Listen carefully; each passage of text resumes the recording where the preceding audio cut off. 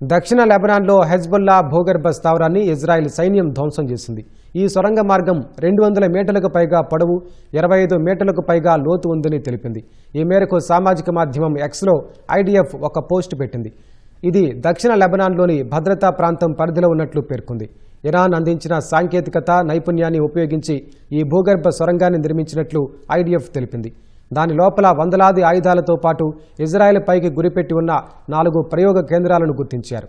దక్షిణ లెబనాన్లోని Deere Syrian ప్రాంతంలోని ఒక భవనంలో గత రాత్రి జరిగిన ఎన్కౌంటర్లో కెప్టెన్ డేవిడ్ హజుట్ మృతికి కారణమైన హెజ్బుల్లా ఫైటర్ను కూడా మట్టుబెట్టినట్లు ఐడిఎఫ్ తెలిపింది. గాలింపు చర్యల అనంతరం ఎన్కౌంటర్ జరిగిన ప్రదేశానికి సమీపంలోని ఓ భవనంలో హెజ్బుల్లా సభ్యున్ని గుర్తించి హతమార్చినట్లు ఐడిఎఫ్ వెల్లడించింది. హెజ్బుల్లాకు చెందిన భూగర్భ స్థావరాన్ని ఐడిఎఫ్ ధ్వంసం చేసినట్లు ఇజ్రాయెల్ ప్రధాని నెతన్యాహు, రక్షణ మంత్రి ఇజ్రాయెల్ కాట్జ్ వేర్వేరు ప్రకటనలో తెలిపారు.